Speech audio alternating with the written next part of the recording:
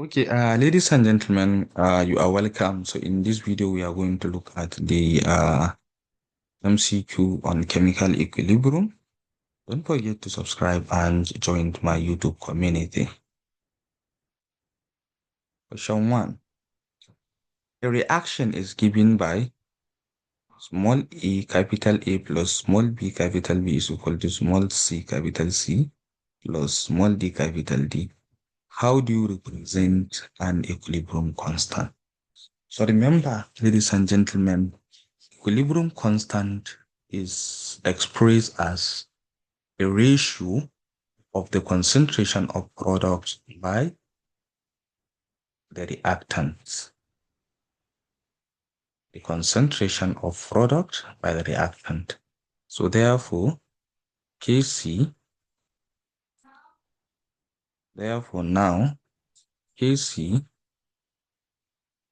is equal to concentration of product divided by the concentration of reactants. So that is Kc, that is equilibrium constant. So therefore, from this, we can see that our Kc is now going to be concentration of C, our small letter c, times concentration of E, our small letter d, divided by concentration of E, our small letter e, times concentration of B, times raised to the power of small letter b. So this is the equilibrium constant for this equation. So this equilibrium constant was actually obtained from the law of mass action. Law of mass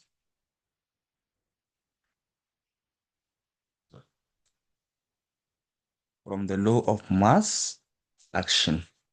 So therefore, as we can see clearly, ladies and gentlemen, option B is the correct answer. So question 3. The value of equilibrium constant for different chemical reaction at a particular temperature is A, constant, B, unique, C, the same, D, cannot see. The answer is it is unique because the temperature for the different reactions are not the same. So therefore, it is going to be unique. It's not going to be constant or the same. So the answer is B. What does it indicate having a higher equilibrium constant?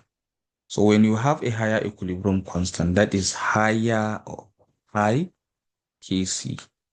When the Kc value is high, A, a reaction occurs faster.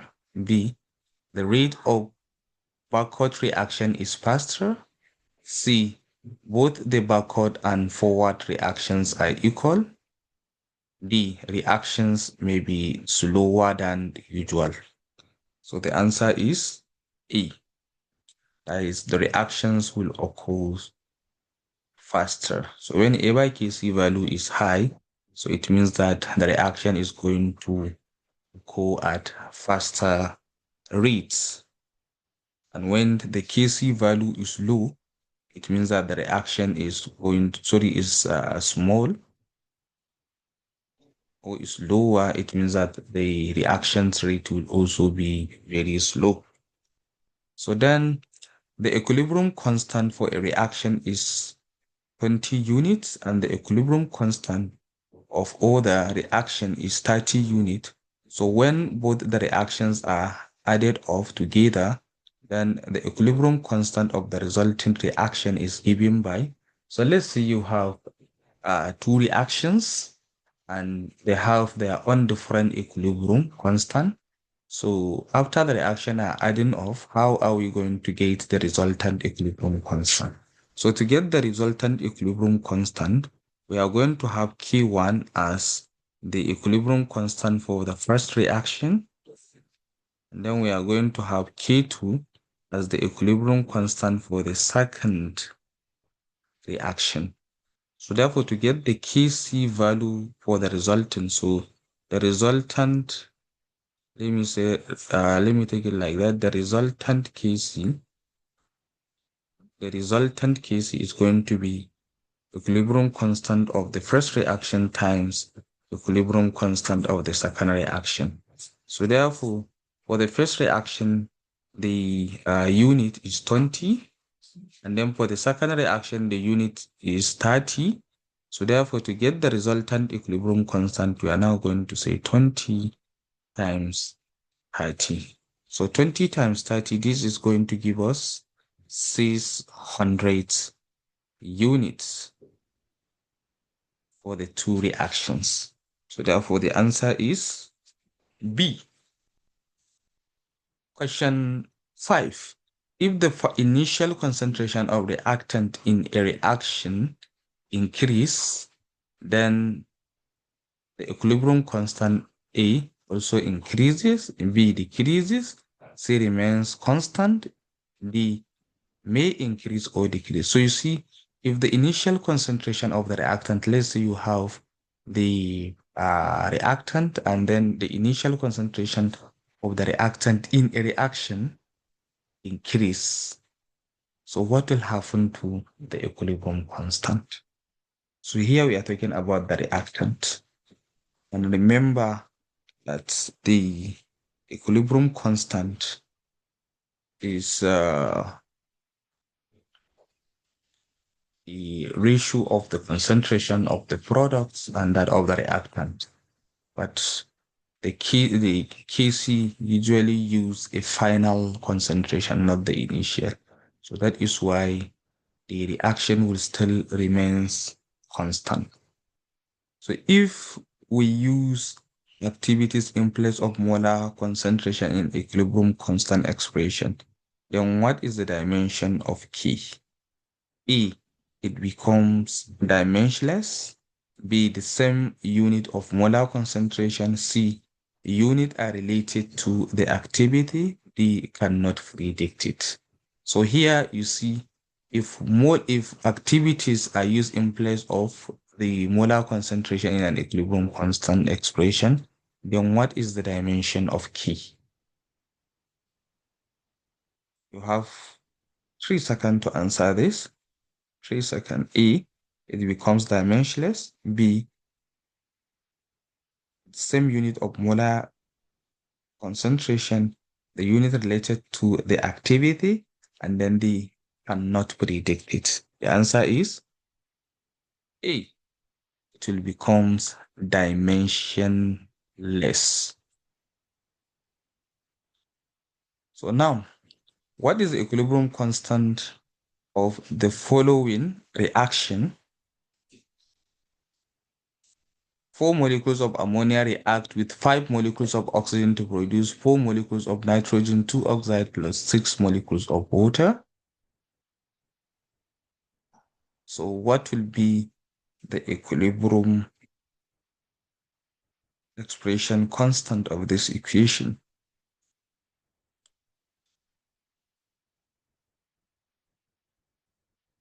Yes. Okay. So now let's look at it very well. So remember, equilibrium constant is Kc is equal to the concentration of the product, divided by the concentration of the reactants. That is the Kc. So you see, I think if you can see clearly from here, ladies and gentlemen, this is what we have in the product, and this is what we have in the reactants. So therefore, I think without wasting much of our time from even previous answer, you can clearly see that this is water molecules, this is nitrogen 4 oxides. So therefore, we are going to take this as a concentration of the reactor of the product. Then we divide it by the concentration of the reactant. And as we can see, the stoichiometric ratio is 4 here. We have it here. For water is 6. We have it here. For nitrogen, for ammonia is 4. For oxygen is 5. So therefore, D is the correct answer. So now, if the reaction hydrogen plus bromine gas react to produce hydrogen bromide, the equilibrium constant is given as 0.04. Then what is the equilibrium constant for the reaction? Two molecules of hydrogen bromide to produce or decompose to produce hydrogen gas plus bromine. So what will be the answer? I think clearly if you look at the two equation, equation 2 is the reverse of the first equation. So you see for the first equation, look at it. This is the first equation. And then for the second equation, if you look at it, is the reverse of the first equation. So the Kc for the first equation is equal to 0.04. So now, what will be the equilibrium constant for the second reaction? So since it is a reverse, so it means that we are going to take the new equilibrium constant is equal to the reciprocal of the initial equilibrium constant from the first equation. So therefore, we are now going to have 1 all over 0.04. So 1 divided by 0.04, it's going to give us 25. So therefore, the reciprocal of the first equation is now going to give us 25. Therefore, that is the equilibrium constant for the reverse equation of the first one. So the answer is C. So now, question 9. Given that 800 Kelvin, the concentration are as follows. Given that at 800 Kelvin, the concentration are as follows. Nitrogen is equal to 3.0 times 10 raised to the power of minus 3. Oxygen is equal to 4.2 times 10 raised to the power of minus 3. And then the nitrogen 4 oxide is now, the nitrogen 2 oxide is 2.8 times 10 raised to the power of minus 3. So what is the equilibrium constant for the reaction? So you see, this is the reaction. The equation is supposed to be N2 plus O2 to give us 2 molecules of nitrogen 2 oxide. So first thing to do here, we are now going to get the Kc of this. So the Kc of this is now going to be NO power 2 divided by concentration of nitrogen times the concentration of oxygen. So to get this is simple. We are now going to take, of course, the concentration. We are now going to say now Kc is going to be the concentration of NO2, as we can see. Yeah, NO. The concentration of NO is here 2.8. We have 2.8 times 10 raised to the power of minus 3. This one is power minus 3. So we square it. Then we divide it by the concentration of the nitrogen gas, which is 3.0, that is 3 times 10 raised to the power of minus 3 times the oxygen is 4.2 times 10, 4.2 times 10 raised to the power of minus 3. So therefore, if we now take this and we divide it with the denominator, it is going to give us 0.6 622. So therefore the answer is going to be option A, 0.622. So question 10, if the reaction is A AA plus small letter B capital B is equal to 6C plus BD, and K is the equilibrium constant, then what is the equilibrium constant of the reaction NAA plus NBB plus NCC plus NDD? So of course, ladies and gentlemen, for the first equation, the equilibrium constant Kc is now going to be concentration of C, the stoichiometric coefficient of C, times concentration of D, the stoichiometric coefficient of small d, divided by concentration of A with stoichiometric A, plus concentration of B with stoichiometric small b. So now, for the second equation, let me actually call it like, for the modified equation, let's use K prime.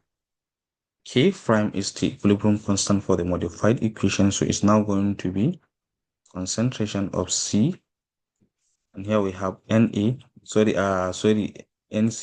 it's going to be NC times D is going to be ND divided by concentration of A is going to be NA times concentration of B, which is also going to be NB. So from here, this one is the same thing as, can make it like this.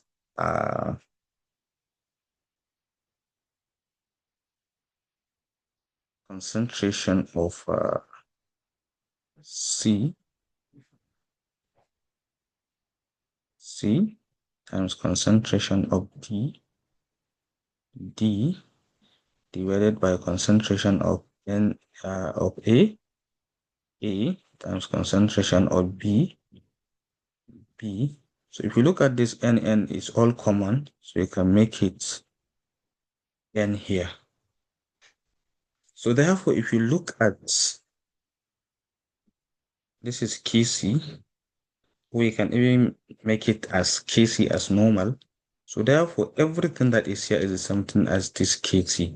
So you can now substitute that K prime is equal to K. We have N here, so it's going to be Kn. So therefore, the equilibrium constant for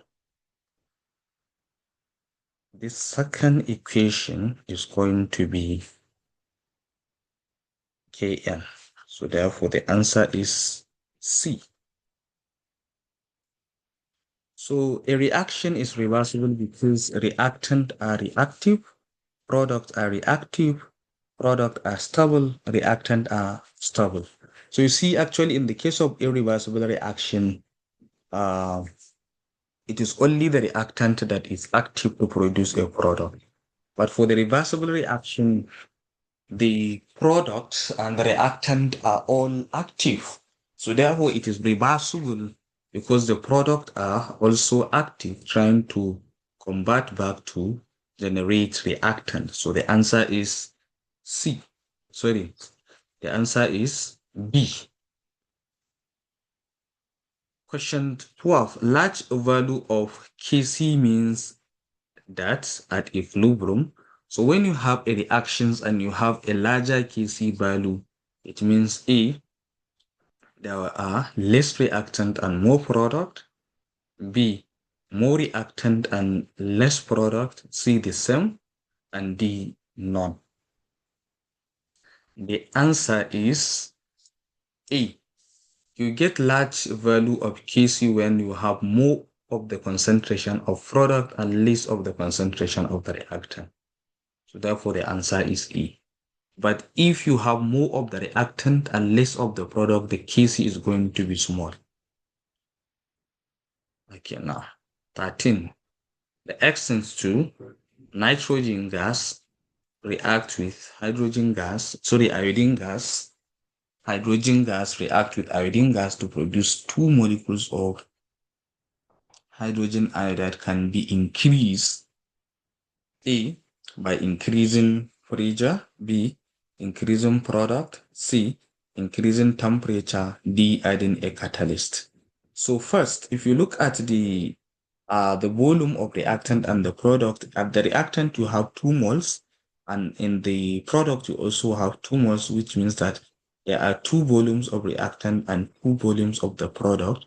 So if you have a reaction where you have an equal volume of reactant and product, Frege doesn't have effect on it. So therefore, this one doesn't have effect on this equation. E, increasing product, no. C, increasing temperature, correct. And D, adding a catalyst. Catalyst doesn't have effect on equilibrium position. So therefore, an increase in temperature will lead to an increase in the above reaction. So the answer is C. So now, 14. The strength of an acid can be determined by pKa, B, pKb, C, pOH. The answer is pKa. pKa is acid dissociation constant, so it's used to determine the strength of an acid. So the lower the Ka, the higher the strength of the acid, and the higher the Ka, the lower the strength of the acid. So it means that if you have an acid with lower Ka, it means that the acid have a very high strength, while the PKP is not a a special term in in chemistry. In fact, it's not a term in chemistry. But the pOH is used to determine the strength of a base. Therefore, the answer is pKa. pKa is used in determining the strength of an acid. 15. In an exothermic reversible reaction, increase in temperature shifts the equilibrium to A, reactant side, B, product side, C, remains unchanged, and D, none of the options. So you see, if you have exothermic reversible reaction, what happens if you increase the temperature? Is it going to shift the reaction equilibrium to the reactant side, the product side, remains unchanged, or none of the option? The answer is E. It will shift the equilibrium position to the reactant side so that more of the reactant will be converted into product. So then the units of KW are, the unit for KW, remember, KW is ionic product of water. So when we said ionic product of water, remember water is H2O. So when it ionizes, it gives hydroxide ion plus hydrogen ion concentration. So therefore, this is what we have. So to get the W is the same thing as concentration of OH times the concentration of hydrogen ion. And remember the unit for concentration. So this is the concentration is mole per dm cube. So this one is also another mole per dm cube. So we have 1 OH is mole per dm cube. Hydrogen ion is also mole per dm cube. So if we multiply them, it is going to give us mole square times dm power minus 6. So therefore, the correct answer here is going to be C. So this is the answer. 17. A basic buffer solution can be prepared by mixing A, weak acid and it is salt with strong base, B, strong acid and it is salt with weak base. C, weak base and it is salt with strong acid. D, strong base and it is salt with strong acid. Answer is E. So when you mixed weak acid and it is salt with strong base, that will give us a basic buffer solution. What is a buffer? A buffer is a solution that resists a pH change. Question 18. Ionization of weak acid is expressed in terms of the following constant. Ionization of weak acid is expressed in terms of the following constant. A, Kw, B, Kn, C, Ka, D, Kb. The answer is C, Ka. 19. Solubility of calcium hydroxide is exothermic. So if solubility will increase, A, at higher temperature, at lower temperature, B, temperature independent, and D, none. So talking about solubility, if solubility of of calcium hydroxide is exothermic. So if solution will increase, if solubility will increase at high temperature, at low temperature, at independent temperature, and D none, the answer is B, at lower temperature. So lower temperature will increase the solubility of calcium oxide since it is exothermic. 20. For which system does the equilibrium constant Kc has unit of concentration? So we know that, ladies and gentlemen, so the best thing to do or to do now for you to know the which of these option has a unit is that we know that when we said Kc is equal to equilibrium concentration of product divided by the equilibrium concentration of the reactants. So the best thing to do this is now to take each of this to get delta n of each of this equation. Delta n means the number of moles of product minus the number of moles of reactant. So if at the end, if this one gives us 0, it means that that one doesn't have units. So let's look at it. Let me start with option B, this option B. You see we have, and the product here, we have 2 moles. And this one means the number of moles of product minus the number of moles of reactant. So the number of moles of reactant of this equation now is 2. And of course, if you look at the reactant here, this is the reactant. We have 1 moles of hydrogen and 1 moles of iodine, meaning that we have 2 moles there. So 2 minus 2 is going to give us 0. So if it gives us 0, what does that mean? It means that at the end, remember, anything raised to the power of 0 is equal to 1. So therefore, at the end, this equation is not going to, doesn't have units. Then the next one, let's look at option D here. This option D, you see the number of moles of reactant are 2 and also the product are 2. So if you take them at the end, it's also going to give you 0. Then for this one, that is option C, the number of moles of product is 1, and then the number of moles of reactant is 2. So product is 1 minus 2, so it's going to give us minus 1. So what does that mean? So if it gives us minus 1, let me show you clearly so that you can understand. So you see Kc, if you are going to express this, if we are going to express this, Kc is equal to N2O4 all over NO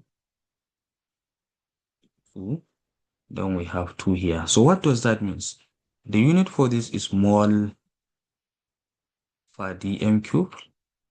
That is this one. And then for this one is going to be, because it is square, it means that it is something as mole. We can just say mole per liter or mole per dm cube. We have mole per dm cube. So it is square. So meaning that is something as mole per dm cube times another mole per dm cube. So this one will now cancel this. So at the end, we are going to have per mole dm cube because it is at the denominator. So when you take it up, it's going to be per mole dm cube. So you see it has units. Then now, let's look at E also. So if you look at E, the product is 2 mole and the reactant is going to be 4 mole. So therefore at the end, if it will now take 2 minus 4 is going to give us minus 2. So it also has units. So this one also has units as this one. So we have 2 of them that has unit. So this one has unit and this one has unit. So therefore it's supposed to be option A and option C. So ladies and gentlemen, this is where we are going to stop. I hope you enjoyed this video. Please, if you enjoyed this video, comment, likes, and share. Comment, please. Comment, like, and share. Thank you very much and see you in my next video.